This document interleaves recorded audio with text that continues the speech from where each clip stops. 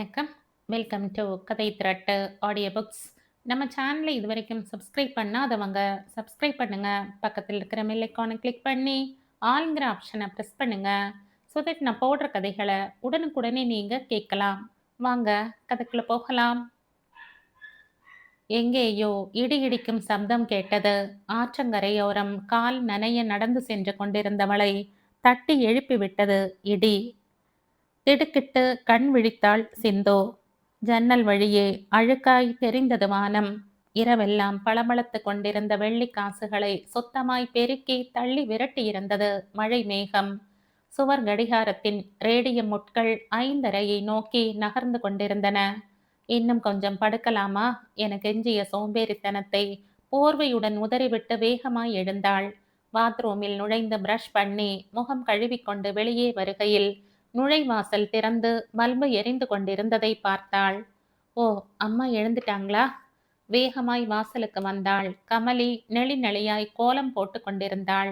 கை வளைந்து நெளிந்து ஓட அழகாய் பளிச்சிட்டது கோலம். கமலிக்கு விதவிதமான கடினமான கோலங்கள் எல்லாம் அத்துப்படி. அந்த விஷயத்தில் சிந்து அம்மாவின் ரசிகை. ஏமா கோலம் போடுற? வானத்தை பார், கண்டிப்பா மழை வரும்.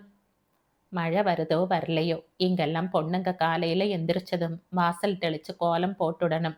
அம்மா நிமிராமல் பதில் சொன்னாள். இங்கெல்லாம் என்ற வார்த்தை நகர்ந்து போ என்பது போல் ஒட்டாமல் வந்தது. சிந்துவுக்கு வலித்தது. ஆனாலும் சிரித்தாள். காஃபி போடவாம்மா? வேணாம் வேணாம், நான் வந்து போட்டுக்கிறேன். அவருக்கு நான் போட்டாதான் பிடிக்கும். அவர் என்பது சிந்துவின் தகப்பனார். அம்மாவுக்கு என்னிடம் மட்டும் மனசும் உதடும் ஒட்டவே ஒட்டாதோ? உள்ளே வந்தாள். ஒரு பிரம்பு கூடையில் முன்தினமே சூப்பர் மார்க்கெட்டில் இருந்து வாங்கி வந்திருந்த மளிகை சாமான்களை எடுத்து சமையலறை மேடை மேல் வைத்தாள். பிளாஸ்டிக் கவர்களை கத்தரித்து அரிசி, பருப்பு, உளுந்து என்று தனித்தனியே கொட்ட முற்பட்டாள். சில கணங்கள் யோசித்து கிளைமேட்டை உத்தேசித்து சற்று அளவை குறைத்து போட்டாள். கமலி ஸ்டவ்வில் பாலை வைத்து குளிக்க ஓடினாள். அம்மா, என்ன டிஃபன் செய்ய போகிறாள்? சுற்றமுற்றம் பார்த்தாள். ஃப்ரிட்ஜில் இருந்து இட்லி மாவை எடுத்து சமையல் மேடை மேல் வைக்கப்பட்டிருந்தது. ஓ, இட்லியோ தோசையோ ஏதோ ஒன்று. சரி, சட்னி அரைச்சிடலாம். அம்மாவின் வேலை மழுவில் கொஞ்சமேனும் சுமக்க ஆசைப்பட்டு தேங்காய் உடைத்து துருவி இஞ்சி, மிளகாய், பொட்டுக்கடலை வைத்து மிக்சியில் ஓடவிட்டாள். வடித்து கொட்டி உப்பு சரி பார்த்து தாளித்து கொட்டினாள். அதற்குள் கமலி வந்து விட்டாள். சிந்தால் சோப்பின் வாசனை அறை முழுக்க ரம்யமாய் நுழைந்தது. லேசான மஞ்சள் பூச்சில் பளபளத்த முகத்தில் அளவான சைஸில் ஸ்டிக்கர் போட்டு அம்மாவின் அழகை ரசித்தாள். என்ன தாளிச்ச? சட்னிமா. இட்லி தானே சுட போற? சட்னி அரைச்சிட்டேன் பெருமிதமாய் சொன்னாள். என்ன சட்னி? பாத்திரத்தை திறந்து பார்த்தாள். தேங்காய் பொட்டுக்கடலை சட்னிமா. உன்னை யாரு அதிக பிரசங்கித்தனமா இதை அரைக்க சொன்னது? அவரு கொத்தமல்லி சட்னி இல்ல கேட்டாரு. வீணாக்கிறதுக்குன்னே பிறந்தியா நீ? சை! கமலி அழுத்து கொண்டாள். என்னாச்சுன்னு இப்படி கத்துற? ஊர் உலகத்துல எந்நாட்டம் உள்ள பொண்ணுங்கெல்லாம் கிச்சன் பக்கமே எட்டி பார்க்கறது இல்ல. ஆனா வலிய வந்து உதவணும்னு நினைச்சா இப்படித்தான் பேசுவியாமா என்ற பதிலுக்கு உரிமையோடு கத்த நினைத்தாள். ஆனால் முடியவில்லை. அம்மாவின் முகம் அவள் பார்வையில் தெரிந்த அந்நியம். அவளால் பேச முடியவில்லை. சிறு தீயில் நன்கு காய்ந்திருந்த பாலில் முன்னமே இறக்கி இருந்த டிகாஷனை விட்டு அரை ஸ்பூன் சர்க்கரை கலக்கி வைக்கும் போதே சிந்து கேட்டாள். அப்பாவுக்குத்தானே? நான் கொடுத்துட்டு வரேன். வேணாம். சொல்லி முடிக்கும் முன்பே டம்ளருடன் அறையை விட்டு வெளியேறி இருந்தாள் சிந்து. என்ன இது அதிக பிரசங்கித்தனம்? கமலி சலித்து கொண்டாள். பனியன் லுங்கியுடன் வராந்தாவில் சேரில் அமர்ந்திருந்தார் விஸ்வநாதன். கையில் தினசரி. அப் அப்பா, காஃபி. 4ஆம் பக்கத்தில் பதிந்திருந்த பார்வையை விலக்கி அவளை பார்த்தார். கண்களில் எரிச்சல். அப்படி வச்சுட்டு போ. கை நீட்டி வாங்கவில்லை. சிந்துவுக்கு சின்ன ஏமாற்றம். அருகில் இருந்த முக்காலி மேல் காஃபியை வைத்துவிட்டு சென்றாள். அதே நேரம் செல்போன் அழைத்தது. சார்ஜரில் இருந்தது போன். விஸ்வநாதன் எழ முற்பட வேகமாய் நடந்து செல்போனை எடுத்து தந்தையிடம் கொடுத்தாள். அவளிடமிருந்து போனை வெடுக்கென பிடுங்கியவர். ஹலோ பாஸ்கர், எப்படி பார்க்க? எங்களுக்கு என்ன, ஒரு பிரச்சனையும் இல்லை. சாமுத்திரி எப்படி இருக்கா? உன் மாமனார் மாமியார் எப்படி இருக்காங்க? வாயேன்பா, உன்னை பார்த்து ரொம்ப நாளாயிடுச்சு. கண்ணிலேயே நிற்கிற பாஸ்கர். அம்மா கிட்ட அப்புறமா பேசு, வேலையா இருக்கா? பேசி முடித்து வைத்தார். தன் மகனிடம் செல்போனில் பாசத்தை கொட்டி பேசி அவரை ஏக்கத்துடன் பார்த்தாள். என்னை ஒரே ஒரு முறையாவது உரிமையோட சிந்துன்னு கூப்பிடுப்பா. உன் வாயால என் பேரை சொல்லி கேட்கணும்னு ஆசையா இருக்குப்பா. என்ன என்பது போல் விஸ்வநாதன் பார்க்க தயங்கி பதறி நகர்ந்து சென்றாள். அம்மா என்றாள் சிந்து. ம் என்றாள் திரும்பி பார்க்காமலேயே. நான் ஏதாவது உதவி செய்யவாம்மா? வித்யாவை எழுப்பிவிடு, ஆபீஸ்க்கு போக நேரம் ஆயிடுச்சு. சரிம்மா. சிந்து வேகமாய் சென்றாள். தாழிடாமல் வெறுமனே சாத்தப்பட்டிருந்த கதவை திறந்து உள்ளே சென்றாள். கட்டிலில் குப்புறப்படுத்த கோணல் மாணலான போஸில் கிடந்தாள் வித்யா. சிரித்தபடி அவள் அருகே அமர்ந்த சிந்து பாசத்துடன் அவள் முதுகை தடவி கொடுத்தாள். அந்த ஸ்பரிசத்தில் விழிப்பு வந்தவளாய் லேசாய் சிணுங்கி கண்களை திறக்காமலேயே குட் மார்னிங் சிந்து என்றாள். சிந்துவின் உதடுகள் புன்னகையில் அகன்றன. எப்படிக்கா பார்க்காமலேயே நான் தானே கண்டுபிடிச்ச? வித்யா சிரித்தபடி எழுந்தமர்ந்தாள். பெரிய விஷயமா இது? என்னை எழுப்புறதே நீயும் அம்மாவும் தான். அம்மாவாயிருந்தா வயசு பொண்ணு இவ்வளோ நேரமா தூங்குறதுன்னு முதுகுல தட்டி தட்டி எழுப்புவாங்க. நீ எப்பவும் தாலாட்டுற மாதிரி எழுப்புவ. That's all. நான் இப்படி எழுப்புறது பிடிச்சிருக்கா? வித்யா சிந்துவின் கன்னத்தில் செல்லமாய் தட்டினாள். நீ என்ன செஞ்சாலும் பிடிக்கும். நிஜமாவா? விழிகள் அகல கேட்டாள். யார் மேல சத்தியம் பண்ணட்டும்? சிந்து அவள் வல கரத்தை எடுத்து தன் கன்னத்தில் வைத்து அழுத்தினாள். இது போதும்கா என்றவள் சட்டென நினைவு வந்தவளாய் பதறி, ஐயோ மறந்துட்டேன் பாரு. எந்திரிக்கா, டைம் ஆயிடுச்சு பார். அம்மா எழுப்பிவிட சொல்லி அனுப்பினாங்க. நான் பாட்டுக்கு ஏதேதோ பேசி எந்திரி எந்திரி கை பற்றி இழுத்தாள். ஏய் இரு இரு, போ வந்துட்டேன். கையை விட்டவள் போகாமல் தயங்கி நின்றாள். என்ன என்பது போல் பார்த்தாள். அடுத்த மாசம் உனக்கு கல்யாணம் இல்ல? ஆமா, அதுக்கு என்ன? நான் உனக்காக ஒரு பரிசு வாங்கி இருக்கேன். கொடுத்தா வாங்கிப்பே இல்ல? நீயா? எனக்கா? ஏங்கா வாங்கிக்க மாட்டியா? முகம் வாடியது. ச்சு, அதுக்கு சொல்லல. வந்து சரி விடு, ஈவினிங் அதை பத்தி பேசுவோம். பேசுவோம்னா வாங்கிக்க மாட்டியா? நீயுமா என்ன அந்நியமா நினைக்கிற? சிச்சி, அந்த அர்த்தத்துல சொல்லல. நீ என் தங்கச்சி, சின்ன பொண்ணு. நான் தான் உனக்கு தரணும், நீ எனக்கு தரணுமான்னு யோசிச்ச. இப்போ நீதான கல்யாண பொண்ணு. கல்யாண பொண்ணுக்கு தானே பரிசு தரணும். பெரிய மனுஷி, தரேனும் போது மாட்டேன்னு சொல்லக்கூடாதே. சரி சரி, இப்பவே கொடு. ஆ, ஈவினிங் வியாபாரம் முடிஞ்சு வரும்போது தான் வாங்கிட்டு வருவேன். ஒருவேளை கம்பு தோசையும் பணியாரமுமா? போக்கா, வெட்கப்பட்டாள் சிந்து. அம்மாவை டீ ரெடி பண்ண சொல்லு சிந்து, நான் ப்ரஷ் பண்ணிட்டு வந்துடுறேன். சரிக்கா. அடுத்த 5வது நிமிடம் வித்யா முகம் கழுவிக்கொண்டு துவாலையால் துடைத்து கொண்டு கிச்சனிற்குள் வந்தாள். அம்மா, டீ. வா, ரெடியா இருக்கு. வடிகட்டியில் டீயை இறக்கி டம்ளரில் நிறைத்தாள். சிந்து கிரைண்டரில் அரிசியை அள்ளி போட்டு கொண்டிருந்தாள். இஞ்சியும் ஏலமும் மணத்த டீயை எடுத்து சுவைத்தாள் வித்யா. சூப்பர் என்று ரசித்து பருகினாள். குளிச்சுட்டு வந்துடுடி, டிஃபன் ரெடியா இருக்கு. என்னம்மா டிஃபன்? இட்லியும் கொத்துமல்லி சட்னியும். ஐயோ, எனக்கு தான் கொத்துமல்லி சட்னி பிடிக்காதே. தேங்காய் சட்னி இல்லையா? தேங்காய் சட்னி தானே, நான் அரைச்சு வச்சிருக்கேங்க்கா. எங்கம்மா? மேடையில் ஒவ்வொன்றையும் திறந்து பார்த்து தேடினாள். சிந்து செய்து கொண்டிருந்த வேலையை அப்படியே விட்டுவிட்டு ஆவலாய் தேடியதைக் கண்டு முகம் மாறினாள் கமலி. இப்ப என்ன, எனக்கு எடுத்துக்க தெரியாதா? இல்ல இப்பவே அவ சாப்பிட உட்கார்ந்துட போறாளா? உன் வேலையை பாரு. அம்மா எரிந்து விழ சிந்துவின் முகம் வேதனையில் வாட நகர்ந்தாள். வித்யாவுக்கு பார்க்கவே சங்கடமாயிருந்தது. உங்க அப்பா கேட்டார்னு கொத்தமல்லி சட்னி அரைச்சேன் வித்யா. சரி விடு, நாளைக்கு ஆப்பம் செய்யேம்மா. சாப்பிட்டு ரொம்ப நாள் ஆச்சு. செய்யறேன்டி. ஒரு காலத்துல நம்ம வீட்டில் தினமும் 3-4 வகை டிஃபன் செய்வோம். சொந்தக்காரங்க தினமும் நம்ம வீட்டில் வந்து சாப்பிட்டுட்டு போவாங்க. பணத்தை படியால் அளந்த குடும்பம் இது. எல்லாம் போச்சு. இந்த நேரம் உன் கல்யாணத்துக்கு குறைஞ்சது 300 பவுனாவது போட்டிருப்போம்.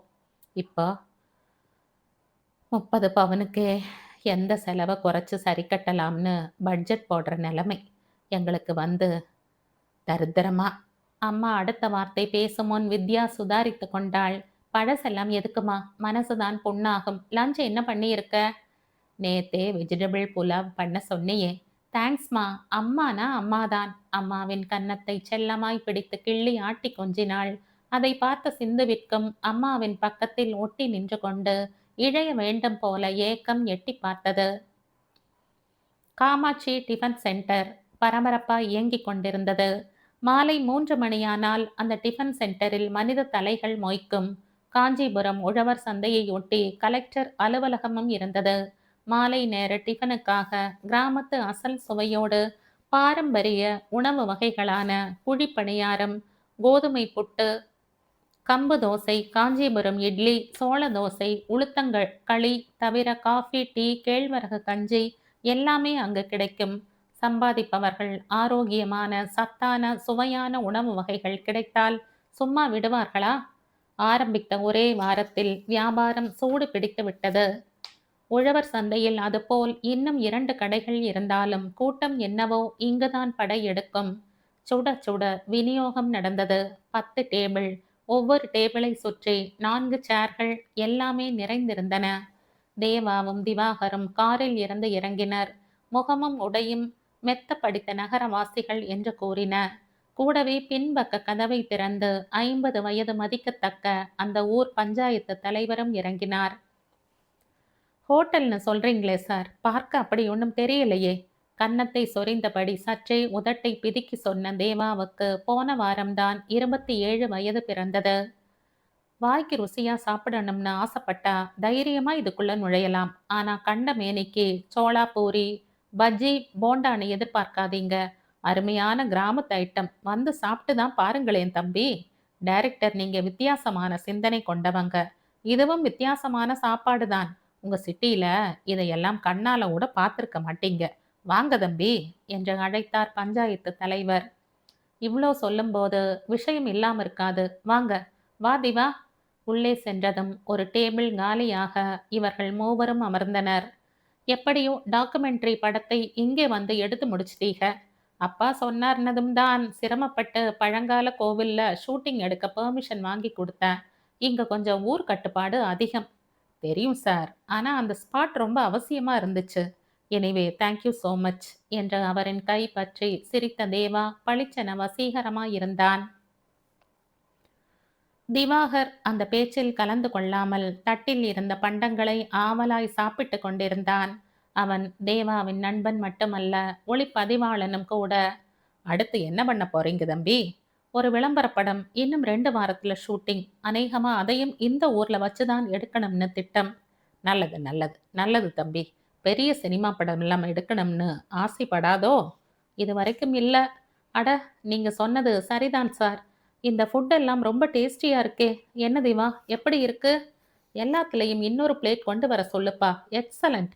இப்படியெல்லாம் கூட டிஃபன் வகை இருக்குமா என்னன்னு ஆச்சரியமா இருக்கு. பஞ்சாயத்து தலைவர் வாய்விட்டு சிரித்தார். நான் அப்பவே சொல்லல? அம்மாடி சிந்து, எல்லாத்துலயும் இன்னும் 2 பிளேட் கொண்டு வர சொல்லு. தலைவர் குரல் கொடுக்க திரும்பி பார்த்த தலையாட்டிய சிந்துவை கேழ்வரகு புட்டை வாயில் வைத்து பார்த்த தேவா ஒரு கணம் இமைக்க மறந்தான். மழை வலுத்திருந்தது. பெரிய பெரிய ஊசிகளால் பூமியை துளை போட்டு கொண்டிருந்தன. காற்றும் அதிகம்தான். வேகமாய் விசிறியதில் மரங்கள் பேய் ஆட்டமாடின. வேன் விஸ்வநாதன் வீட்டு முன் நின்றது. சற்றே பாத்திரங்களை இறக்க கடையில் வேலை செய்யும் முத்து, மகேந்திரன் இருவரும் காலி பாத்திரங்களை இறக்கி ஒரு ஓரமாய் வைத்தனர். வரேன் தங்கச்சி. தலையாட்டிய சிந்து டிரைவரிடம் வேன் வாடகைக்கான பணத்தை கொடுத்தாள். அவர்கள் இருவரையும் சுமந்தபடி வண்டி வேகம் எடுக்க சிந்து வெளிவாசலில் செருப்பை கழற்றி போட்டாள். உள்ளே சிரிப்பு சத்தம் பலமாய் கேட்டது. அப்பாவுக்கு புறை ஏறிக்கிற அளவுக்கு சிரிக்க கூட தெரியுமா? வியப்புடன் உள்ளே சென்றாள். விஸ்வநாதன் சோஃபாவில் அமர்ந்திருக்க கீழே அமர்ந்திருந்த கமலி சேலை தலைப்பால் சிரிப்பை அடக்க வாயை பொத்தி இருக்க அவள் மடியில் வித்யா. எங்க இருந்தடி கத்துக்கிட்ட இப்படி ஜோக்கெல்லாம் அடிக்க? அம்மா மகளின் தலையை பெருமிதமாய் தடவியபடி கேட்டாள். என் கூட வேலை பார்க்குற சீதாங்கிற லேடிக்கு வாயை திறந்தாலே ஜோக்குதாம்மா. லொட லொடன்னு எதையாவது டைமிங்கா பேசிக்கிட்டே இருப்பாங்க. அட சிந்து, வந்துட்டியா? வா வா, உனக்காகத்தான் காத்துக்கிட்டு இருக்கேன். நீ பாட்டுக்கு சர்ப்ரைஸ்னு சொல்லிட்டியா? ஆஃபீஸில் போய் என்னவா இருக்கும் என்னவா இருக்கும்னு யோசிச்சு 3 காஃபி குடிச்சிட்டேன். அம்மா தெரியுமா, சிந்து எனக்கு கல்யாணத்துக்காக என்னவோ பரிசு வாங்கி வச்சிருக்காளாம். வித்யா எழுந்து அவள் அருகே வந்தாள். விஸ்வநாதன் முகத்தை வேறு பக்கம் திருப்பிக் கொள்ள கமலி சலனமின்றி அங்கு நடப்பவைகளை பார்த்தாள். அக்காவின் ஆர்வம் சிந்துவை தொற்றிக்கொள்ள முகம் கொள்ளா புன்னகையுடன் தோளில் மாட்டியிருந்த ஒரு பேக்கை திறந்து ஒரு பாக்ஸை எடுத்தாள். வித்யா புருவம் மேலேற தங்கையை பார்க்க திறந்து காட்டினாள். பச்சையும் சிவப்பும் முத்தும் கலந்த கற்கள் பதித்த ஒரு ஜோடி வளையல்கள். ஏய், என்னதிது? பிடிச்சிருக்காக்கா? சூப்பரா இருக்கு. விழிகளில் மின்னல். கவரிங்கா? கமலி ஆவலை வெளிக்காட்டாமல் எட்டி பார்த்தாள். விஸ்வநாதன் ஏற்கனவே படித்து முடித்திருந்த தினசரியை விரித்து வைத்து கொண்டார். அம்மா கேட்ட கேள்வியில் சிந்துவின் முகம் சூம்பியது. இல்லம்மா, தங்கம்தான். மொத்தம் 4 பவுன். கோல்டா? நீ எப்படி இவ்ளோ விலை கொடுத்து வாங்கின? இன்னைக்கு விற்கிற விலைக்கு 65,000க்கு மேல ஆகி இருக்குமே.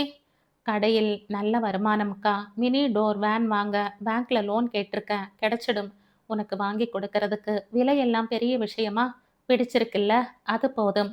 பூரிப்புடன் உள்ளே சென்ற சிந்துவை 6 ஜோடி கண்களும் வியப்புடன் பார்த்தன. ஓயாமல் அழுத வானத்தை பார்த்து டம டமவென இரக்கமற்று கைகொட்டி சிரித்தன இடிகள். உறக்கம் வராமல் புத்தகம் படித்து கொண்டிருந்த வித்யாவுக்கு போர் அடிக்கவே மூடி வைத்துவிட்டு எழுந்தாள். அறையின் ஜன்னல் காற்றுக்கு நடனமாட இழுத்து கொக்கி போட்டு மூடியவள் ஏதோ தோன்றியவளாய் ஹாலுக்கு வந்தாள். பழங்காலத்து வீடு கைவிட்டு போகாமல் இன்னும் பாசமாய் அவர்களுடனேயே இருக்கிறது. சினிமாவில் நடிக்கும் பழங்கால வீடுகளைப் போன்றே பெரிய வராந்தா, நடுவில் வானம் பார்த்த முற்றம். சிறு வயதில் இது போன்ற மழைக்காலத்தில் அவளும் பாஸ்கரும் காகித கப்பல் விட்டு விளையாடியது நினைவிற்கு வந்தது. சமையலறை, பூஜை அறை, குளியலறை தவிர்த்து 3 படுக்கை அறைகள் உண்டு. அம்மா அப்பாவுக்கொன்றும், வித்யாவுக்கு ஒன்றும், பாஸ்கருக்கு ஒன்றுமாய் இருந்தன. பாஸ்கர் இப்போது இங்கில்லை என்றாலும் அவன் வரும்போது இங்குதானே தங்குவான் என்று சிந்துவிற்கு மறுதளிக்கப்பட்டது. குளிரில் உடல் சிணுங்க இன்னும் போர்வைக்குள் குறுக்கி கொண்டு வராந்தாவில் ஒரு ஓரத்தில் பாய் மீது பரவி கிடந்தாள் சிந்து. மெல்ல அவள் அருகே அமர்ந்தாள் வித்யா. ஆழ்ந்த உறக்கத்தில் இருந்த அவளின் முகம் இரவு விளக்கொளியில் பேரழகாய் தெரிந்தது. அவளை இரக்கத்தோடும் நன்றியோடும் பார்த்தாள். குழந்தை முகம், கன்னத்தோரம் நெளிந்த முடிக்கற்றையை மென்மையாக ஒதுக்கிவிட்டாள். சொந்த வீட்டிலேயே ஒதுக்கப்பட்டிருக்கும் பரிதாபம் ஏன்? வித்யாவிற்கு கசப்புடன் பழையவைகள் மேலெழுந்தன. விஸ்வநாதன் அந்த ஊரிலேயே செல்வாக்கு மிக்க தொழிலதிபர். பஞ்சாலையும் பேப்பர் மில்லும் ரைஸ் மில்லுமாய் கொடிகட்டி பறந்தவர். தொழிலில் ஏகமாய் போட்டிகள் இருந்தாலும் மிக எளிதாய் கையாண்டு வெற்றி கனி பறிப்பவர். தெய்வ பக்தியும் அதைவிட அதிகமாய் ஜோதிட பக்தியும் மிகுந்திருந்தது. வீட்டில் தண்ணீர் குடத்தில் எவ்வளவு தண்ணீர் பிடிக்க வேண்டும் என்பதை கூட ஜோதிடரிடம் கேட்டுத்தான் செய்கிறாரோ என்கிற அளவுக்கு பித்து பிடித்தவர். மனைவியாய் கமலி வந்த பிறகு மகாலட்சுமி அவர் வீட்டின் படியேறி அமர்ந்தாள். பாஸ்கர் பிறந்தபோது புதிதாய் தொழில்களை ஆரம்பித்தார். 4-5 வருடம் கழித்து வித்யா பிறந்தபோது செல்வாக்கில் ஸ்திரமாயிருந்தார். தங்கமும் வைரமும் பீரோவுக்குள் அமர இடமின்றி திமிரின. 3ஆவதாக கமலி உண்டான போது பாஸ்கருக்கு 8 வயது, வித்யாவுக்கு 5 வயது. விழுப்புரத்தில் 100 ஏக்கர் விலைக்கு வருவதை பார்ப்பதற்காக காரில் சென்றபோது எதிரே வந்த வேன் மோதி கார் உருண்டு புரண்டு நின்றது. நல்ல வேளை, உயிருக்கு சேதம் இல்லை. ஆனால் காலிலும் கையிலும் விஸ்வநாதனுக்கு நல்ல அடி, டிரைவருக்கு தலையில் அடி. காயத்துக்கு சிகிச்சை எடுத்துக்கொண்ட மறு நிமிடமே தன் ஆஸ்தான ஜோதிடரை தேடி சென்றார். உன் மனைவி கரு உருவான நேரம் சரியில்லை. அது பிறந்தால் உன் செல்வம் மட்டுமல்ல, நீயும் மண்ணாகிப் போவாய். அதன் முதல் அடிதான் விபத்து என பயமுறுத்த கமலியிடம் எல்லாவற்றையும் சொல்கிறார். கருக்கலைப்பு மாத்திரை வாங்கித் தருகிறார். மனம் இல்லாவிட்டாலும் கணவன் முக்கியமாயிற்றே என்று உட்கொள்கிறாள். கரு அசையவில்லை. காரமாய் கோழி குழம்பு செய்து சாப்பிடுகிறாள். கலையவில்லை. 3 மாதம் முடிந்த நிலையில் அபார்ஷனம் பண்ண முடியாத சூழல். அடி வயிற்றில் கனமும் நெஞ்சில் பயமுமாய் கமலி சுமக்க விஸ்வநாதனுக்கு முகம் தெரியாத குழந்தை மீது ஏகமாய் வெறுப்பு, உயிர் பயம். அவரை தொழிலில் கவன சிதைவை உண்டாக்க தோல்விகள் எட்டி பார்க்க ஆரம்பித்தன. 9 மாதங்கள் முடிந்த நிலையில் இன்ஷூர் செய்யப்படாத அத்தனை தொழிற்சாலைகளும் எதிரிகளால் ஒரே நேரத்தில் தீக்கிரையாக்கப்பட்டன.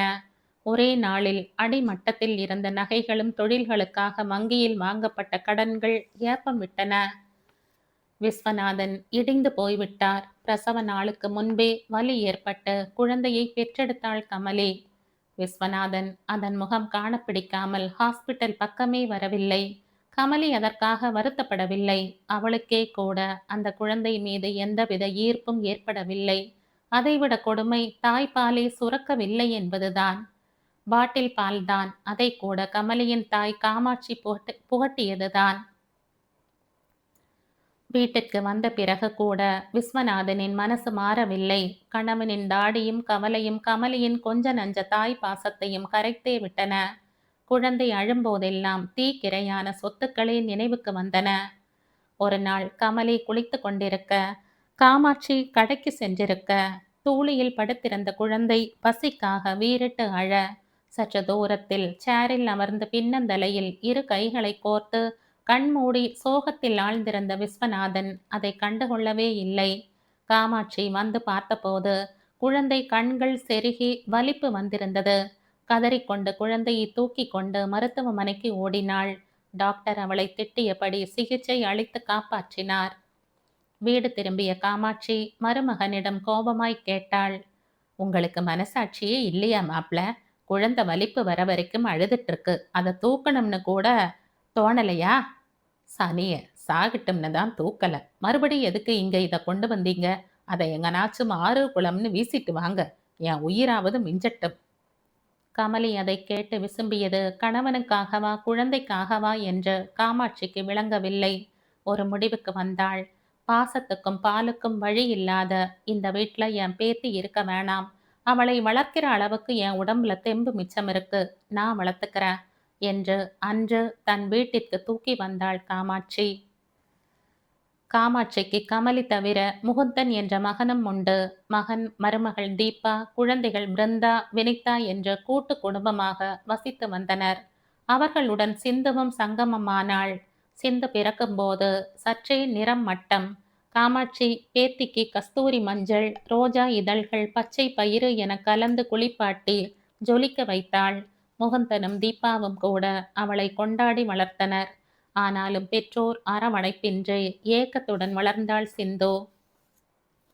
காமாட்சி மருமகள் வீட்டுக்கு செல்லும் போதெல்லாம் சிந்துவை உடன் அழைத்து செல்ல தவறுவதில்லை. விஸ்வநாதனின் முகம் அவளை பார்த்தாலே கடுப்பாகும். கமலியோ ரெண்டுங்கெட்டவளாய் தவிப்பாள், தவிர்த்தாள். பாஸ்கரும் வித்யாவும் ஜாலியாய் கேரம் விளையாடுவதை 7 வயது சிந்து தயக்கத்துடன் தள்ளி நின்று பார்ப்பாள். ஏய், எப்படி இருக்க? எங்க கூட விளையாட வாயேன் என்ற தோழமையாய்த்தான் அவளிடம் பேச முடிந்ததே தவிர தங்கை என ஒட்ட முடியவில்லை. சிந்துவுக்கோ அண்ணாவின் மடியில் அமர வேண்டும், அக்காவின் மடியில் படுத்து கொள்ள வேண்டும், அவர்களுடன் கண்ணாமூச்சி ஆட வேண்டும் என்ற கொள்ளை ஆசை. காமாட்சி ஏதாவது சாக்குப்போக்கு சொல்லி சிந்துவை அங்கே விட்டுவிட்டு இருட்டும் நேரத்திற்குத்தான் வருவாள். ஆனால் சிந்துவுக்குத்தான் தர்ம சங்கடமாக இருக்கும். விஸ்வநாதன் தன் பக்கத்தில் பாஸ்கர், வித்யாவை அமர வைத்து ஒன்றாக உணவருந்தித்தான் பழக்கம். கமலி கணவருக்கு பயந்து சிந்துவை சமையல் கட்டிலேயே அமர வைத்து தட்டில் சாப்பாடு வைத்து, இங்கேயே சாப்பிடு, ஏதாச்சும் வேணும்னா கூப்பிடு, சரியா என்று விருந்துக்கு வந்த உறவினரின் பெண் போல உபசரிப்பாள். எட்டி எட்டி அவர்களை பார்த்து கொண்டே சாப்பிடுவதிலும் கூட அந்த சின்ன பெண்ணிற்கு ஒருவித திருப்தி ஏற்பட்டதென்னவோ உண்மை. அன்றைக்கு பார்த்துத்தான் விஸ்வநாதனும் தன் 2 குழந்தைகள் மீதும் அதிகப்படியாய் அன்பை கொட்டுவார். கை நிறைய தின்பண்டங்கள் வாங்கி வந்து சிந்துவின் எதிரிலேயே மற்ற இருவருக்கும் தருவார். பாஸ்கர் தான் சிரிப்பான். என்ன டாடி நீங்க, நான் என்ன சின்ன குழந்தையா? இப்பவும் காராசேவு மிக்சர் வாங்கி வந்து தரீங்க என்றான் கரகர குரலில் 10வது படித்து கொண்டிருந்த பாஸ்கர். எத்தனை வயசானா என்ன, நீங்க 2 பேரும் என் செல்ல குட்டிங்க தான் என்றபடி சிந்துவை பார்த்து முறைக்க தூணின் பின்னால் உடலை மறைத்து கொள்வாள். அப்பா அங்கிருந்து நகர்ந்த பின் பாஸ்கர் அவளை அழைப்பான். ஏய் பாப்பா, இங்க வாயேன். வந்தாள். சாப்பிட்றியா? வேணாண்ணா, அப்பா திட்ட போறார் என்று எச்சரிப்பாள் வித்யா. சிந்து வேண்டாம் என தலையாட்டி மௌனமானாள். அங்கு நடக்கும் விஷயங்கள் கமலியை உறுத்தவே செய்யும். ஆனாலும் அவள் கரம் பற்றி மடியில் அமர்த்தி கன்னத்தை வருட ஏதோ தயக்கம் தடுத்தது. இப்படியே நாட்கள் நகர சிந்து பெரிய மனுஷியான போது 3ஆம் மனுஷி போல்தான் கமலியால் சென்று வர முடிந்தது. அப்போதும் விஸ்வநாதன் செல்லவில்லை. முகுந்தன் நல்லவன்தான், அரசாங்க உத்தியோகம் பார்ப்பவன். ஆனாலும் சமய சந்தர்ப்பம் பொல்லாததாயிற்றே. நாக்கு திடீரென்று தேவையில்லா வார்த்தையை கொட்டுமே. யாராலும் பேத்திக்கு ஒரு பேச்சு வந்துடக்கூடாதென்பதில் உறுதியாயிருந்த காமாட்சி அவளின் தேவைகளுக்காக உழைத்தாள். காமாட்சிக்கு அருமையான கைமணம், சமையலில் ராணி. காலை மாலை வேளைகளில் எல்லா வகை பலகாரமும் செய்து விற்பாள். அந்த வருமானம்தான் பேத்தியை இளவரசி போல் வளர்க்க உதவியது, படிக்க வைத்தது. முகுந்தனும் அம்மாவின் குணம் புரிந்து நடந்து கொண்டான். இவங்களும் உன் பேர பிள்ளைங்க தானே, அதுங்களுக்கு இதெல்லாம் வாங்கி தரணும்னு தோணாதா என்று சங்கடமாய் கேட்டு அம்மாவின் உழைப்பை அதிகப்படுத்தியதில்லை. மாறாக அவனும் தன் குழந்தைகளுக்கு எதை வாங்கினாலும் சிந்துவுக்கும் சேர்த்து வாங்குவான். சிந்து பிருந்தா வினிதாவுடன் விளையாடுவாள். பாட்டியுடன் இருந்த நேரம் அதிகம். பாட்டி சமைப்பதை வேடிக்கை பார்ப்பதுதான் பிடித்த பொழுதுபோக்கு. அவள் முந்தானை வாசத்திலே உறங்கித்தான் பழக்கம். அப்படிப்பட்ட உறவு சங்கிலி ஒரு நாள் உடைந்தது. ஒவ்வொரு மனித உயிரும் இலையின் நுனியில் ஒட்டி கொண்டிருக்கும் பனித்துளி போல்தான். எப்போது உதிரும் என்று சொல்ல முடியாது. அப்படித்தான் காமாட்சியும் ஒரு நாள் உறக்கத்திலேயே இந்த உலகை விட்டு போயிருந்தாள். சிந்துவிற்கு ஒன்றுமே புரியவில்லை. அந்த 15 வயதில் உலகம் ஒரு பெரிய அரக்கனாக பயமுறுத்தியது. இனி யார் எனக்காக என்ற கேள்வி அந்த பெண்ணை சுழன்றடித்து சுருட்டி போட்டது. விஸ்வநாதன், கமலி, பாஸ்கர், வித்யா எல்லோரும் வந்தார்கள். சிந்து அழுதழுது களைத்து கரைந்து போனாள். அவளுக்கு ஆறுதல் சொல்லத்தான் யாரும் இல்லை. காரியம் முடிந்தது. கமலியும் விஸ்வநாதனும் புறப்பட்டனர். தீபா வியப்புடன் அவர்களை பார்த்தாள். அண்ணே, சொல்லு தீபா. என்னண்ணே, நீங்க பாட்டுக்கு கிளம்பி போறீங்க? வீட்டில் வேலை இருக்கு தீபா, இல்லைன்னா இன்னும் 4-5 நாள் இருந்துட்டு போவேன். நான் அதை கேட்கல அண்ணே, இவளை இங்கேயே விட்டுட்டு போறீங்களா? கமலி திடுக்கிட்டு கணவனை பார்க்க விஸ்வநாதனின் முகம் மாறியது. ஆமாங்கக்கா, அம்மா இருந்த வரைக்கும் சரி, அவங்களே போய் சேர்ந்துட்டாங்க. முகுந்தனிடமிருந்து தயக்கமாய் வெளிப்பட்டன வார்த்தைகள். சிந்து கமலியின் அருகில் வந்து நடுங்கும் விரல்களால் அவள் கைகளை பற்றினாள். வந்துடுறம்மா, சிந்து அழுதபடி கேட்க கமலியும் அழுதாள். இதுல யோசிக்க என்ன இருக்கு? அது உங்க பிள்ளை, உங்க கூட இருக்கிறது தானே நியாயம். ஏதோ காமாட்சியால முடிஞ்சது. 15 வருஷமா தாங்கி பிடிச்சு வளர்த்துருக்கா. முகுந்தனுக்கும் 2 பொட்ட பிள்ளைங்க இருக்கே. உங்க பாரத்தை அவன் தோள்ல வைக்கிறது நியாயம் இல்லையே. ஊரார் ஆள் ஆளுக்கு பேச விஸ்வநாதன் சினத்துடன் மனைவியை பார்த்து தலையாட்டுகிறார். சனியனை கூட்டிட்டு வா என்பது போல. இதுவரை அவள் உணர்ந்திராத உணர்வு அது. பாட்டி இறந்தது பெரிய துக்கம்தான். ஆனால் வறண்டிருந்த தொண்டைக்குள் அமுதம் இறங்கினால் எப்படி இருக்கும்? இனி எப்போதுமே அம்மா அப்பாவுடன் இருக்கலாம், அம்மா முகம் பார்க்க மாட்டோமா என பாட்டி அழைத்து செல்லும் நாட்களுக்காக இனி ஏங்கே காத்திருக்க தேவையில்லை. சிந்து உற்சாகமாயிருந்தாள். விஸ்வநாதனுக்குத்தான் இரத்த கொதிப்பு அதிகமாயிற்று. தனிமையில் பேசுவது வாடிக்கையானது, அதுவும் கோபமாக. கமலி இவள் வந்திருக்க வேண்டாமோ என கவலைப்பட்டாள். பாஸ்கர் MBBS படித்து கொண்டிருக்க, வித்யா BBA ஃபைனல் இயர். வந்த அன்று சிந்து தவித்தாள். பாட்டி இருந்தவரை அவளை கட்டிப்பிடித்து படுத்துத்தான் பழக்கம், தனியே படுத்ததில்லை. தனிமை என்றால் பயம். யாருடன் படுப்பது? அவள் தயங்கி நிற்க சூழ்நிலை புரிந்தவளாய் வித்யா அவள் கை பற்றி அழைத்து தன்னருகே படுக்க வைத்து கொண்டாள். காலை நேர பரபரப்பு. கமலி சத்தம் போட்டபடி சமைத்து கொண்டிருப்பது. அப்பா சேரில் அமர்ந்தபடி காஃபிக்காக அதிகாரம் செய்வது. உடம்பில் நீர் திவலைகள் அப்பி இருக்க, இடுப்பில் கட்டிய டவலுடன் ஈரத்தலையை கைகளால் உதறியபடி வேகமாய் நகர்ந்த அண்ணனின் பரபரப்பு. பெயருக்கு எதையோ சாப்பாட்டு லஞ்ச் பாக்ஸ் எங்கம்மா, பெயருக்கு எதையோ சாப்பிட்டு லஞ்ச் பாக்ஸ் எங்கம்மா என்று அம்மாவை அவசரப்படுத்தி பேக்கை மாட்டிக்கொண்டு ஓடிய வித்யா என பாடப்புத்தகத்தில் பிடித்த உறவுகள் உருவங்களாய் நடமாட, இது என் குடும்பம் என்று புதிதாய் அவர்களை ரசித்தாள்.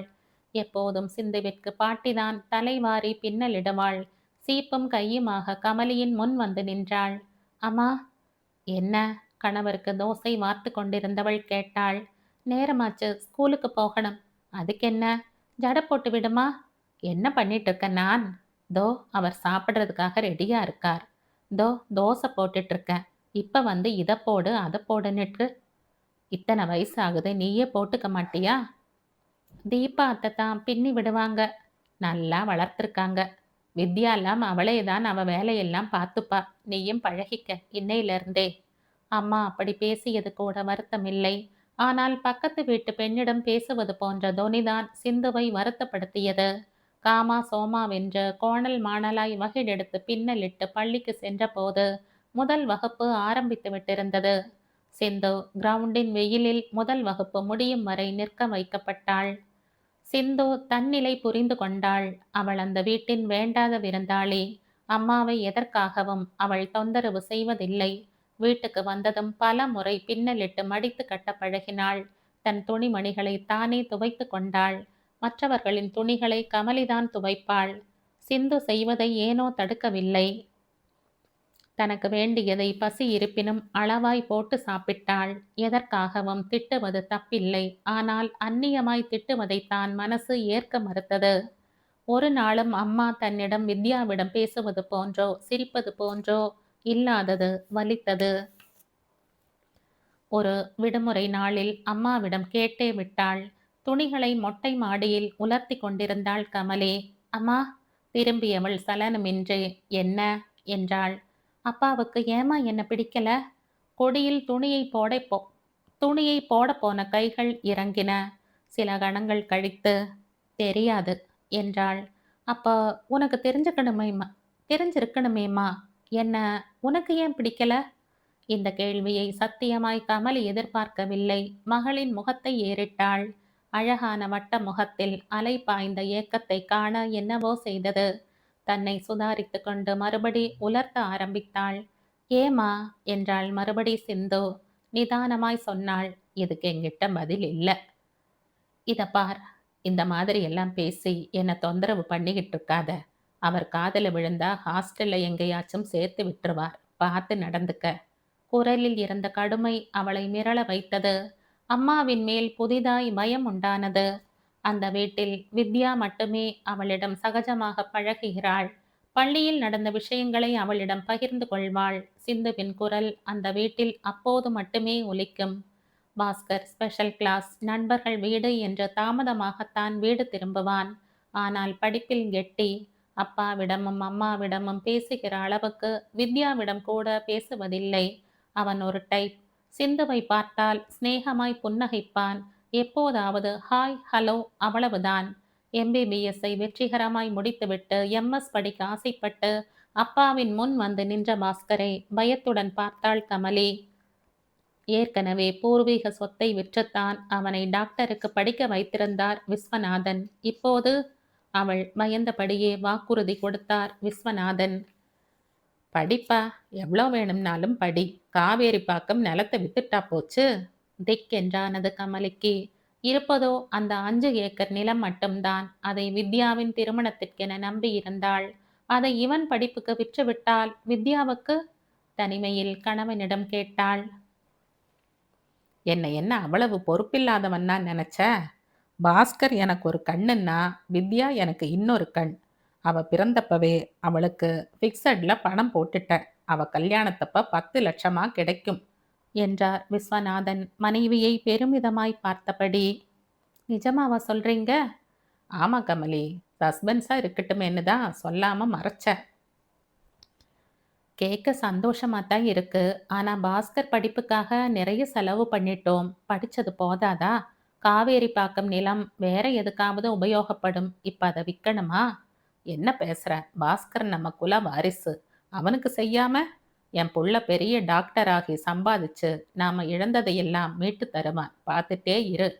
அதற்கு மேலும் விளக்கி சிந்துவையும் கரை சேர்க்கணுமே என்று சொல்ல பயந்து வாயை மூடிக்கொண்டாள் கமலி. நிலத்தை விற்று மகனை மேற்படிப்பு படிக்க வைத்தார். ஆனால் பாஸ்கர் படிப்பு மட்டுமா படித்தான்? சாமுத்ரிகாவிடம் காதல் பாடத்தையும் தான். சாமுத்ரிகா மதுரையில் ஆளும் கட்சி எம்எல்ஏவான மாரிமுத்துவின் ஒரே மகள். அரசியல்வாதிகளுக்கே உரிய இலக்கணத்துடன் நேர் வழி தவிர்த்து பல வகையிலும் பணம் சம்பாதித்தவர். சாமுத்ரிகாவும் பாஸ்கரும் ஒரே வகுப்பில் படித்தவர்கள். மாரிமுத்து மகள் மீது அதீத பாசம் கொண்டவர். அதனால் அவள் காதலை எதிர்க்கவில்லை. பையன் டாக்டர் என்பதும் ஒரு காரணம். அவர் போட்ட ஒரே கண்டிஷன் பாஸ்கர் வீட்டோடு மாப்பிள்ளையாக வேண்டும் என்பதுதான். பாஸ்கருக்கு மறுப்பில்லை.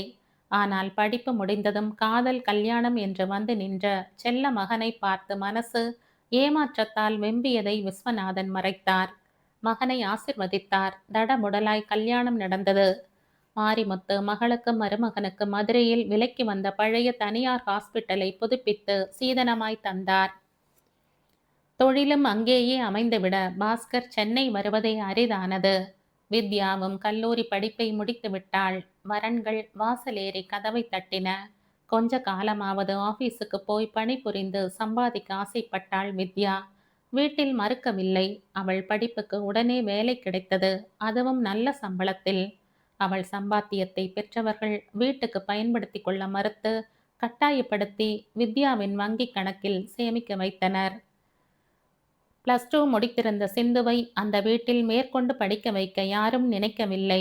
தவிரவும் மற்ற 2 பிள்ளைகளின் எதிர்காலம் பற்றி கவலைப்பட்டவர்கள் அவளை கணக்கிலேயே சேர்த்து கொள்ளாதது உரைத்தது. சிந்துவுக்கும் தன் எதிர்காலம் குறித்து பயமும் அக்கறையும் ஆசையும் இருந்தது.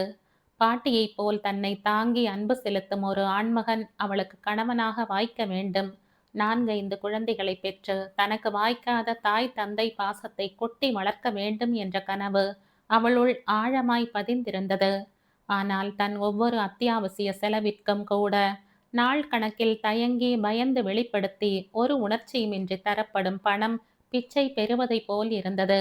அதனால் யோசித்து தன் முடிவை அம்மாவிடம் சொன்னாள். நான் ஏதாவது ஒரு சுய தொழில் பண்ணட்டுமாமா? என்னவாவது பண்ணிக்க. ஆ அப்பா ஒன்றும் சொல்ல மாட்டாரே. அப்பாவா? அவர் என்ன சொல்ல போறாரு?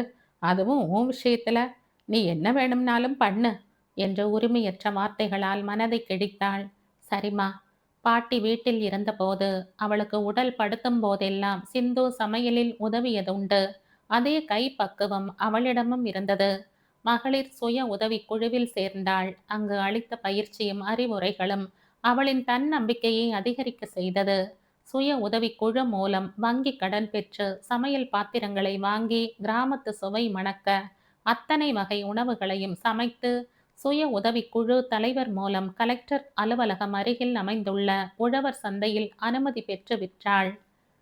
வியாபாரம் படிப்படியாக உயர்ந்து பிக்கப் ஆனது. அதில் கிடைத்த வருமானத்தை சேமித்து அம்மா கையில் தந்தபோது கமலி வாங்க மறுத்தாள். ஆனால் விஸ்வநாதனோ, எதுக்கு வேணாங்கிற? இருக்க இடம் கொடுத்து சோறு போடல, சும்மாவா? வாங்கிக்க என்று அதட்டினார். சிந்து தன் வருமானத்தை சந்தோஷமாகத்தான் கொடுத்தாள்.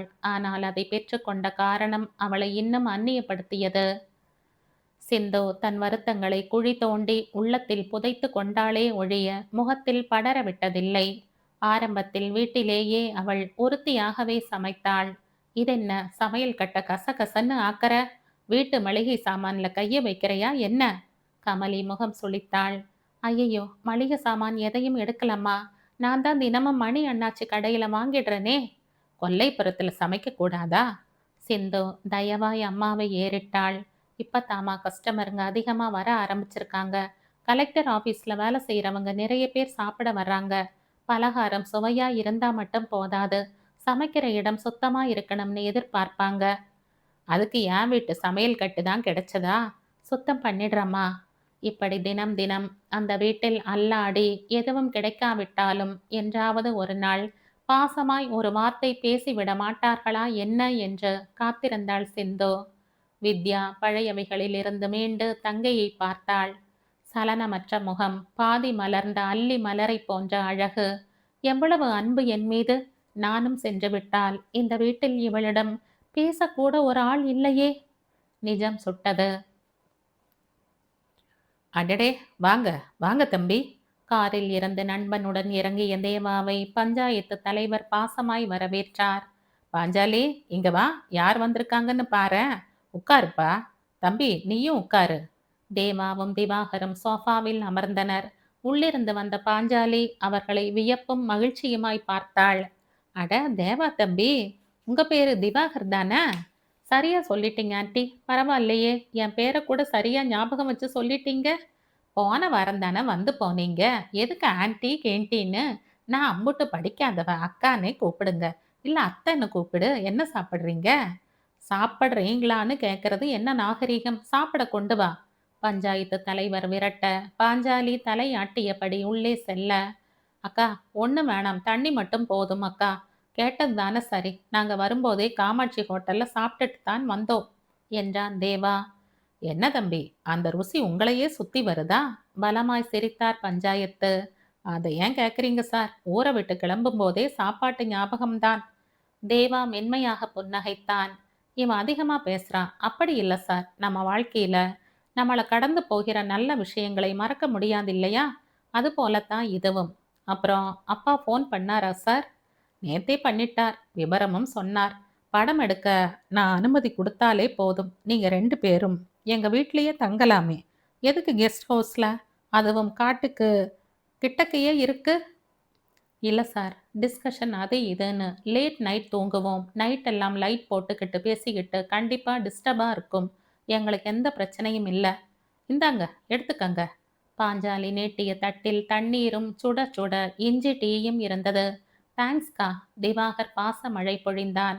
யூனிட் ஆட்கள் வந்திறங்க தேவா பரபரத்தான். என்னதுவா? ஸ்ருதி இன்னும் வரல? அதான் எனக்கு புரியல.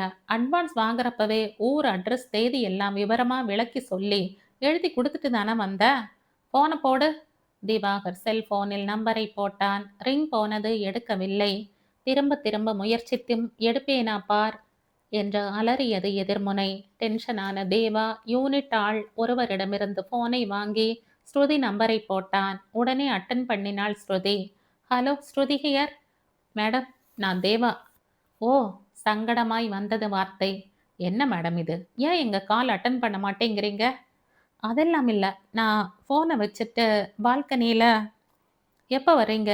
உங்களுக்காக எல்லாரும் வெயிட்டிங் என்றான் இடைமறித்து. இல்ல தேவா சார், அம்மா இதை வேணாங்கிறாங்க. அட்வான்ஸை திருப்பி கொடுத்துடுறேன். வாட்? குழந்தைக்கு பால் கொடுக்கற மாதிரி விளம்பர படத்துல நடிச்சா என் இமேஜ் போயிடும், சான்ஸ் போயிடும். கடைசியில சீரியல்ல நடிக்க கூட சான்ஸ் வராதுன்னு ஃபீல் பண்றாங்க. ஏங்க, இது எவ்வளோ மரியாதைக்குரிய விஷயம். ஒரு பெண் குழந்தைக்கு தாய்ப்பால் கொடுக்கற மாதிரி நடிக்கிறது புண்ணியம்ங்க. சாரி தேவா, எனக்கு புண்ணியம் மட்டுமே போதாது. கல்லா கட்டணும். அக்ரிமெண்ட் தான் போடலையே. ஆளை அனுப்பி அட்வான்ஸை வாங்கிக்கங்க. திமிராய் பேசி கட் பண்ணினாள். தேவா சோர்ந்து போனான். பஞ்சாயத்து தலைவர் அவனையே வருத்தத்துடன் பார்த்தார். இப்படியாய் போச்சே தம்பி, இப்போ என்ன பண்ண போறீங்க? புரியல சார். ஷூட்டிங் கேன்சல் ஆனா ஒரு நாளைக்கு எவ்வளோ நஷ்டமாகும்னு அந்த பொண்ணுக்கும் தெரியும். இன்னும் 2 நாளைக்குள்ள ஷூட்டிங் முடிச்சு ஆகணும். எனக்கு பணம் நஷ்டமாகறத பத்தி கூட கவலை இல்ல. ஒத்துக்கிட்ட வேலையை முடிச்சு கொடுக்கறது தான் கலைஞனுக்கு அழகு. வேற நடிகையை கேட்டு பாருங்க. முயற்சி பண்ணிட்டு தான் இருக்கேன். விதவிதமா பட்டு புடவையும் நகையும் மாட்டிக்கிட்டு விளம்பர படத்துல நடிக்கிறதுன்னா யோசிக்காம சரின்னுடுவாங்க. ஒரு சமூக நோக்கோட இதை ஒத்துக்க மாட்டேங்கிறாங்க சார். ஏன்பா, தெரியாம தான் கேட்குறேன். ஒரு நடிகை குழந்தைக்கு பால் கொடுக்குற மாதிரி நடிச்சாதான் மக்கள் மனசுல பதியுமா என்ன? சாதாரண பொண்ணுங்க நடிச்சா என்ன? பஞ்சாயத்து அப்படி கேட்டதும் வாயை பிளந்தான் தேவா. Excellent sir. ஆனா அப்படி யாரும், அதுவும் சாதாரண பொண்ணுங்க? இல்ல தேவா, சார் சொல்றது தான் சரி. ஒரு நடிகையை அந்த இடத்துல காண்பிச்சா கவர்ச்சி கண்ணோட தான் பார்ப்பாங்க. சாதாரண பொண்ணு தான் உணர்வு ரீதியா ரீச் ஆகும். ஆனா அவங்கெல்லாம் அவ்வளோ தைரியமா நடிச்சிட மாட்டாங்க. அந்த பொண்ணோட முகத்தை சில்ல ஒட்டுல காட்டிடலாம் என்றான் திவாகர். Very good idea. ஆனா யார்கிட்ட போய்? கவலைப்படாத தம்பி. இன்னைக்கு பஞ்சாயத்து ஆபீஸ்ல மகளிர் சுய உதவிக்குழு மீட்டிங் இருக்கு. அங்க கேட்டு பார்க்கலாம். ஆனா ஒரு கண்டிஷன். யார் நடிக்க முன் வந்தாலும் அவங்க பேரு வெளியே தெரியக்கூடாது. முகமும் தெரியக்கூடாது. குடும்பத்துல பிரச்சனை வந்துடக்கூடாது. சத்தியமா சார்? தேவாவும் திவாகரும் அவர்கள் அறையில் கவலை தோய்ந்த முகங்களுடன் அமர்ந்திருக்கின்றனர். ச்சே, இன்னும் 10 நாள்ல தாய்ப்பால் வாரம் கொண்டாட போறாங்க. அதுக்குள்ள என்னால இத முடிச்சு கொடுக்க முடியுமா திவா? புரியலடா. அந்த மகளிர் சுய உதவி குழுவுல நாம இப்படின்னு கேட்டதும் கல் எரியாத குறையா பொம்பளைங்க திட்டினாங்க. பஞ்சாயத்து பேச்ச அந்த அளவு நம்பி இருக்க வேண்டாம்னு தோணுது. அவர் என்னடா பண்ணுவார்? அவருக்கு தெரிஞ்ச அளவுக்கு நமக்கு ஹெல்ப் பண்ணார். அந்த நேரத்தில் காலிங் பெல் சிணுங்கியது. இருவரும் கழற்றி போட்டிருந்த சட்டையை எடுத்து அணிந்தனர். யாருடா? பஞ்சாயத்தா இருக்கும். கதவை தர. தேவா கதவை திறக்க வாசலில் நின்றிருந்த பெண்ணை பார்த்து ஆச்சரியமானான். இவள் இவள் அந்த காமாட்சி ஹோட்டலில். வணக்கம் சார் என்ற அவளின் குரல் மேற்கொண்டு யோசிக்க விடாமல் தடுத்தது. வாங்க, உள்ள வாங்க. உள்ளே வந்து அமர்ந்தாள். சார், என் பேர் சிந்து. நேத்து நீங்க மகளிர் சுய உதவி குழுவில் பேசினதை கேட்டேன். அதான் வந்த. தேவாவும் திவாகரும் ஒருவரை ஒருவர் பார்த்து கொண்டனர். எனக்கு அதில் நடிக்க விருப்பம். ஆனா இது எங்க வீட்டுக்கு தெரியக்கூடாது. கண்டிப்பாங்க. ரொம்ப தேங்க்ஸ்ங்க. தேவா நெகிழ்ந்து போனான். எப்ப ஷூட்டிங்? எவ்வளவு நேரத்துல முடிச்சிடுவீங்க? நாளைக்கு 11 மணி. இங்கேயே ஷூட்டிங். 1/2 மணி நேரம் போதும். நீங்கன்னு யார் பார்த்தாலும் தெரியாது. உங்கள நம்புறேன். வரேன். சென்று விட்டாள். தேவா, என்னடா அது ஆச்சரியமா இருக்கு. அங்க இருந்த சப்ப ஃபிகர் எல்லாம் கண்ட மேனிக்கு திட்டுச்சுங்க. ஆனா இப்படி ஒரு அழகான பொண்ணு தேடி வந்து சம்மதிச்சுட்டு போகுது. பஞ்சாயத்து பஞ்சாயத்து தான். ஆமா, இந்த பொண்ணை எங்கேயோ பார்த்திருக்கனே. நானும் தான் என்றான் இன்னமும் பிரமிப்பு அகலாமல். மறுநாள் ஆர்ப்பாட்டமின்றி ஒரு சிலரை மட்டுமே துணைக்கு வைத்துக்கொண்டு சிந்துவை ஷூட் பண்ணினான். அதிசயமாய் வாடகை குழந்தையும் ஒத்துழைத்தது.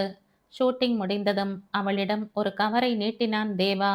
சிந்து புருவம் முடிச்சு போட அவனை பார்த்தாள். என்னது? நீங்க நடிச்சதுக்காக சின்ன அன்பளிப்பு.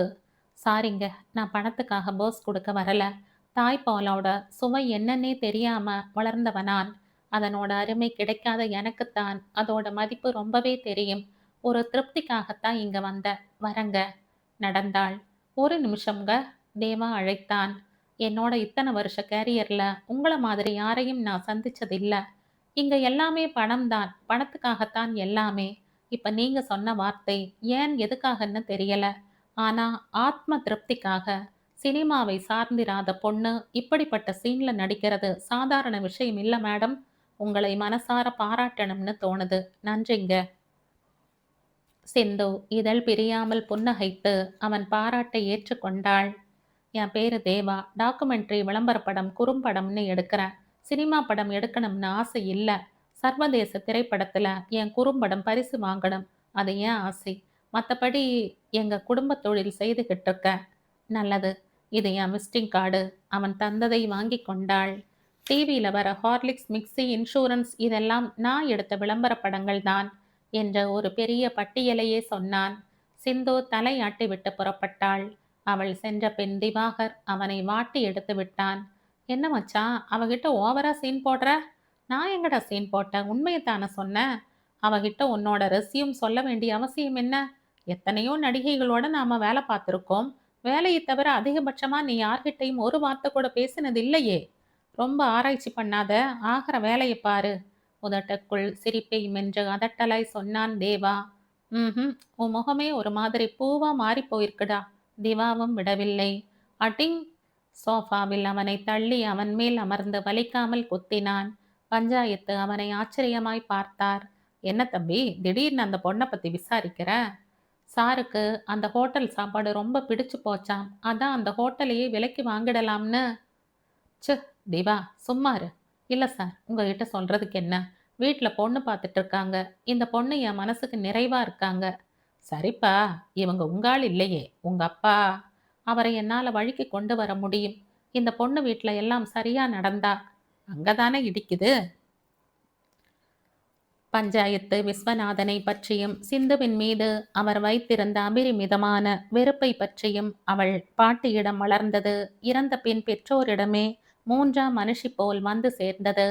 சுயமாய் டிஃபன் சென்டர் வைத்து முன்னேறுவது என்று அத்தனையும் சொல்ல சொல்ல தேவாவுக்கு நெஞ்சம் கனத்தது. அது சிந்துவுக்கு ஏற்பட்ட துன்பத்தினால் மட்டுமல்ல, இன்னும் அவள் மீது கூடிய நேசத்தின் சுமையினாலும் தான். இதுக்கு மேலையும் அந்த பொண்ணு மேல ஆசை வருமா தம்பி? இது ஆசை இல்லைங்க. சிந்து கையில என் வாழ்க்கையை முழுசா ஒப்படைக்கணுங்கிற நேசம். இந்த வயசுல இவ்வளவு பொறுப்பா இருக்கிற பொண்ணுங்க கம்மி சார். நான் அவங்க அப்பாவை பார்க்க ஏற்பாடு பண்ண முடியுமா? இந்த விஷயத்துல உறுதியா இருக்கே. சரி, நீ எப்ப ஊருக்கு போற?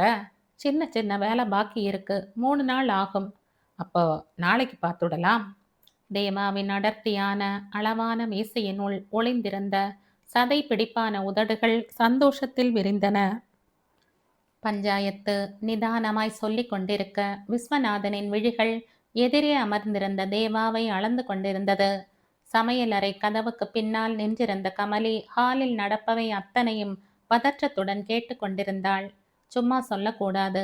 தேவா மாதிரி ஒரு பையன் கிடைக்கிறது கஷ்டம். அவங்க அப்பா பெரிய.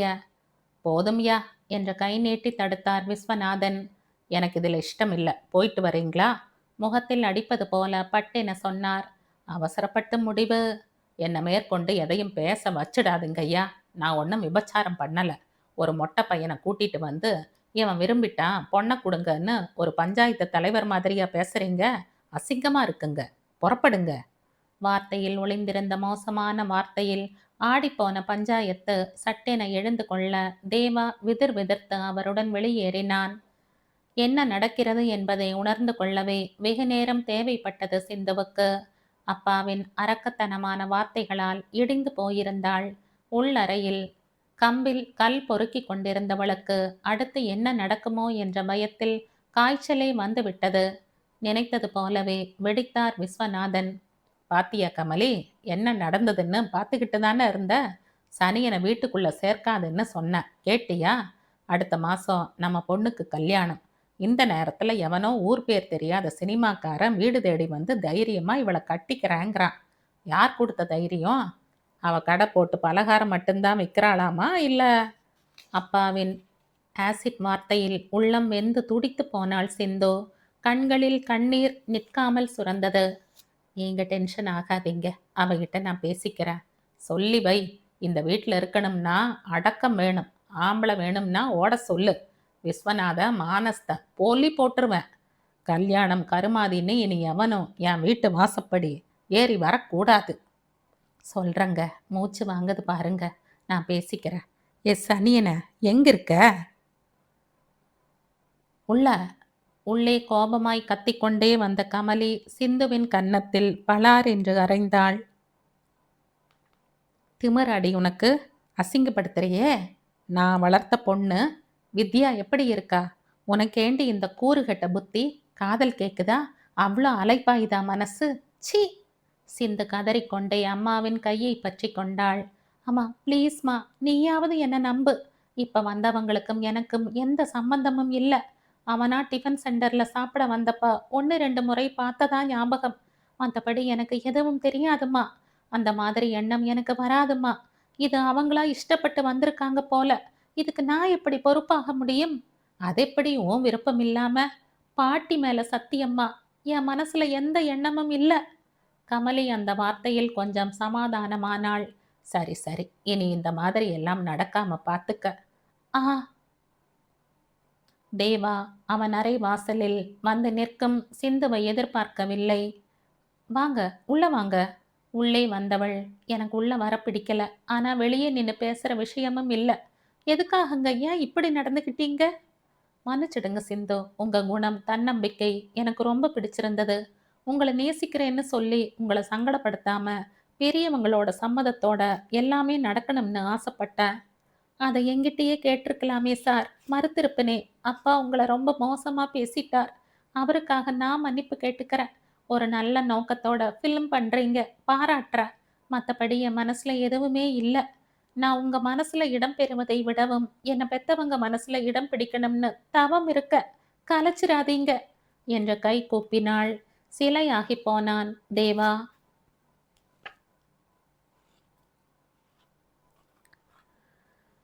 இந்த கதையின் தொடர்ச்சியை அடுத்த பதிவில் கேட்கலாம். நன்றி.